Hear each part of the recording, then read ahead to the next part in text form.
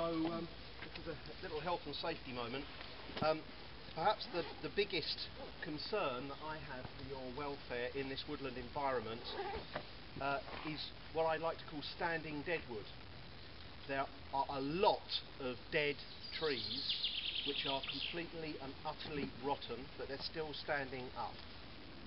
If you deliberately or accidentally knock into one of those trees, 20 or 30 kilos of wood can suddenly accelerate towards you and the ground in a fraction of a second. And if you're underneath it and it hits you, you are going to get hurt, or somebody else is going to get hurt. And I want you to look out for this. I'm not being silly here. I was demonstrating this to my colleagues a couple of days ago in this wood, where a simple push on a rotten tree can bring a branch about that long and about that round tumbling down to the ground. If you're underneath it or somebody else is, you're going to get hurt. Okay, so please watch out. This is not a trivial matter. Okay. For those of you who have a problem with spiders and snakes, you're very safe. In fact, the only poisonous snake in Britain is the adder. There almost certainly aren't any here, and if there are, A, it's a bit early in the year, and 2, they're going to slither off when they hear your elephantine footsteps crashing through the undergrowth. I don't think you've got anything to fear at all. The two things you do need to watch out for really are things like stinging nettles and things like brambles or dog roses which have thorns. So for those of you who've chosen to come in shorts, I don't know if there is anybody, then just watch yourselves. There are also trip hazards with roots and rabbit holes and so on.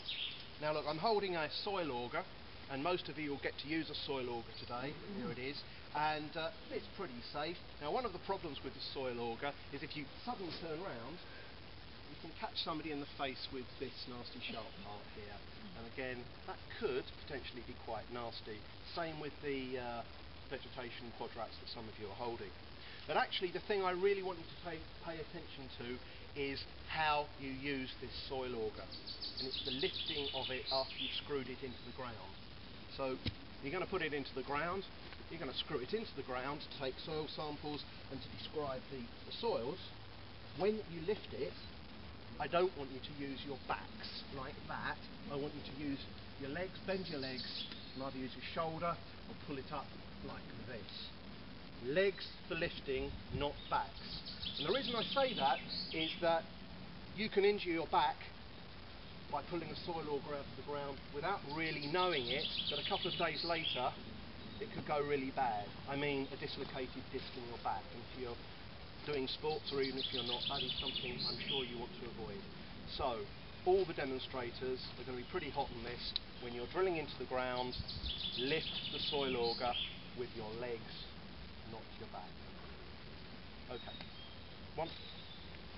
I'm going to say a bit